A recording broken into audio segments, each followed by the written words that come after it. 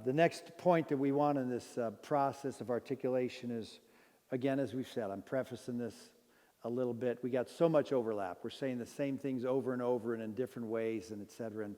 And again, I make no excuse about it, and I don't mind it because hearing the right things over and over is good training and development. It's what we do to our kids all the time. It's what they do in the military when they got a major battle, is they make sure everybody's heard it, gets it. They're trying to move they're trying to move the issue from something they believe to who they are. That's what we're trying to do. And that's what we're trying to do here in this, is for this to become who you are. I used this analogy before. That's different. There's one thing between being in the Word and the Word being in you. Those are two different things. And it's one thing to believe and to trust your life in His life, trust your life in God. Those are two different guys. We've talked about the believe. Even the demons believe. They understood there was a God, but it didn't produce salvation. And so there's a belief that doesn't save, and there's a belief that does save. And one of the reasons, as I've said from the beginning, that we repeat, sometimes on purpose and sometimes accidentally, is we're trying to move the ball forward for ourselves and for others, that this moves from an acknowledgement. We talked about ignorance. We're trying to break ignorance with education. So we want to move from ignorance through unbelief to belief, to a place of commitment, to a place of burn the boats, frankly, where you don't go back. You've tipped to the point of realizing this is who I am. And I'm not going to go back to the world or the world's way or the world's thinking. Winning does not interest me at all if it doesn't translate into an eternity, because a trophy and a ring in hell has no value. And that's the starting point of the thinking, which is why we're so aggressive in the articulation, even as we strategize to have an outcome as part of the profession. And that really is a Holy Spirit thing, because if you try to intellectually process that, it's hard to work through. Why? Because we're humans and we got a fallen nature and we want to be number one and the best and be the champion and everybody love us and speak about us great. That's faulty. It's problematic. It's unsustainable. It's disobedient, right? But we're fighting our nature. We, who coach this way and believe this with our whole heart, still battle it. It's not like we're there and we don't grieve inordinately and incorrectly and don't get frustrated when things don't get our way. We battle all that stuff. We just battle it less. We battle it less than we did, and the longer we go, the less we battle it, because it's more and more becoming who we are. But we have to polish our craft. We've got to keep at our doctrine. We've got to keep working at articulation. It's true for a believer also. Just because you were mature today doesn't mean you're going to be mature tomorrow. You can jump off the cliff at any given moment. We certainly see enough examples of it, and if we're honest with our own story, we know that's true. And so we die daily to the ways of this world, and we put on the armor daily, and this is the life until He comes back. This is the life when you're facing the three battle zones. Our inner self, the powers of this dark world, the culture, the forces that are just part of culture, let alone Satan and his demons. These are the three battlegrounds. That's the way it's articulated by some people doctrinally. And we're facing that. Even those of us who've tipped toward this philosophy of sport still have to battle our flesh.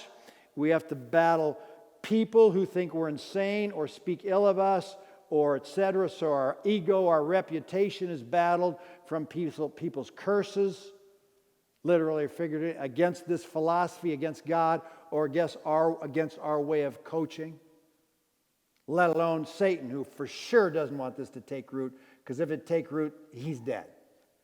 In the sports sense, if this took root and was the primary philosophy of competition in the believing world, let alone the world, he's dead. He's already dead, so it's not like he's dead. What I'm saying is that his power to use sport to destroy and glorify self and ego and pride and elevate all that stuff is compromised massively, because all these things are off the table and are run from and are killed by this philosophy, which is why it's a life transferable. So Next point along the path, pursue winning.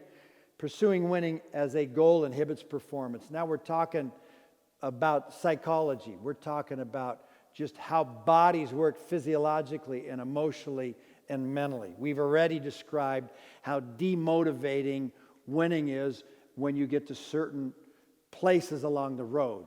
When you're way behind, the concept of winning is demotivating. When you're way ahead, it's demotivating because you've already won in your mind, and so your level of play diminishes. Everybody knows that the majority response of a team that's way ahead in a contest is they lose their capacity to be completely focused in their mind, in their emotions, which affects their body, whether they're a Jesus person or not. These are just practical realities that everybody understands.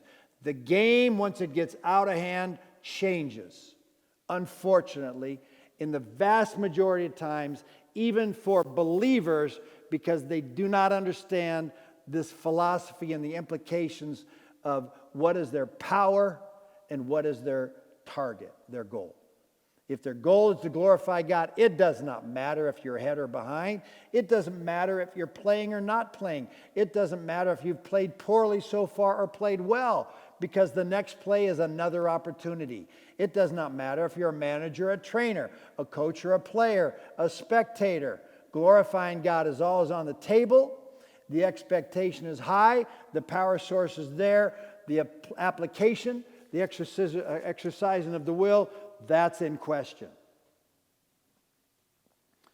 The pursuit of winning as an outcome produces anxiety, tension, fear of failure. Not in everybody, but at some point along the path, or a lot, this is part of the action. If you knew you had to share in public versus share in private, you feel something. Whether you call it excitement or anxiety, or if you want to look at it on the far end, if you want to call it fear, right? The guy who shoots the free throw in the game-winning shot outcome has a different sensation than when it's the middle of the game or the start of the game or a game that doesn't matter in terms of outcomes, let alone a practice, let alone in his front yard. It'd be irrational. It'd be unprovable to think otherwise. Everybody, whether they're doctors who worship themselves or tree trunks, would acknowledge that these physiological, these emotional, these mental factors are in play potentially, regularly, almost all the time in any performance. It has nothing to do with sport, acting, teacher, parenting. If I have to parent in front of somebody, my children, versus parent when nobody else is, I parent differently because I'm thinking, or it crosses my mind. I wonder what they think, how I discipline. Was I too hard? Was I too soft? What do they think? Head games, we call them, right? Head games, psych outs. This is always in play. It's always in play when you're performing in such a way that you're thinking at all or conscious about the horizontal level, what other people are thinking. Fear of man, we call that. Fear of failure, fear of man, fear of whatever. Fear. Anxiety is fear. Concern is fear. It's just a lightened version of it. And so anything that produces, they know this anything that produces anxiety or tension or fear increases the chance that the body and the mind and the emotions will be compromised from optimum level of performance. And we've already said the inside drives the outside, that the body, that the mind and the emotions and the will shut down way before the body does. There's a direct correlation between the internals and the external manifestation in sport and in life. This is as we just said, has nothing to do with sport. It just has to do with sport. And so whatever you could do to disable those forces and causes so that you can play relaxed, so you can play in the zone, so you can play focused and uninhibited by circumstances, so you can become what we call circumstance proof, increases the chances that your outcome on a given play, or whatever you want to call it, rep, is better, that the gap closes between the performance and the potential. This would be completely understood, even if Christianity is off the table. But certainly within Christianity, it's on the table because of reasons we've tried to articulate in these previous hours of content. The cool part is you have access in Jesus to the fruit or results of the Spirit of God being in you, and to the degree that you have opened yourself up to be filled with the Spirit versus being topped off. That's like coffee. When you want to be topped off, they just get the last little bit. When you want to be filled, if you want to be filled, you got to be empty. So if you're not empty, you're really getting topped. I'm not interested in being topped off by the Spirit. I'm not interested in being in control mostly and of the Spirit kind of have a part in this. I'm interested in being dead to myself and empty. This is my target. And I'm interested in Him filling me completely. Because to the degree that I am filled, obviously to the degree that I've emptied myself, to that degree I experience the result of the filling, which is love, joy, peace, patience, kindness, goodness, gentleness, faithfulness, self-control. Do some of those things have impact in terms of play and performance in sport? Love for God, love for each other, love for the game will impact play. Joy. Happy players play better. That's one of the monikers we use. It's true. A guy that isn't happy about whatever isn't going to be able to maximize his ability like a guy who's playing with joy, of which Pat loved joy. Peace. Do you think athletes need peace in order to play well? Love, joy, peace. Patience. Is that ever happened in games where you got to be patient and stay at something? Love, joy, peace, patience, kindness, goodness, gentleness, faithfulness. Those have to do with interrelationships. Interrelationships at a horizontal level with the referees, with the opponent, with the fans, with your teammates, with the coaches. Self-control, would that be an asset or a liability? Particularly if it's supernatural. I'm exaggerating my point. I'm being somewhat facetious to prove a point. To say, who wouldn't want that even if they were worldly and worshiped Satan? Who wouldn't want in their play some self-control and some patience and some joy and at least love for the game? Love for self for them. Love for self is motivating. They want to win and they want to be the star. The love for self is motivating. It just doesn't glorify God. Another point along the way. Winning as a motivation hampers performance when winning a game or winning season is no longer a probability or possibility. We've talked about that. This is just, I'm insane. And Paul sometimes talks about, he says, I'm insane to make this argument, but you forced me to. This class has forced me to make this argument. I'm insane to talk about this stuff because it's so completely understood. Who's more motivated? The team that's 1-9 or the team that's playing for the championship? I'm just extrapolating it out. Who's more motivated as a team? Who's more motivated as an individual?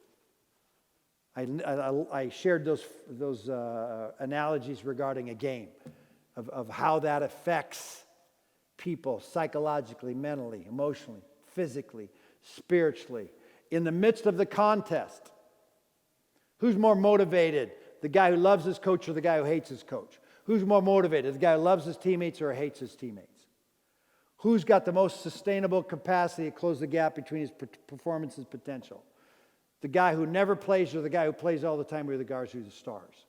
Can you see how under the world's barometer or Jesus confessors thinking and acting the world's way? Because there's no guarantee just because you confess Jesus that you are any different than the world. You may have embraced the world's ways even as Jesus confessor because of ignorance, unbelief, fear, or the cost. All of which we're trying to address in this class so that you can disable the forces of darkness inside you and externally.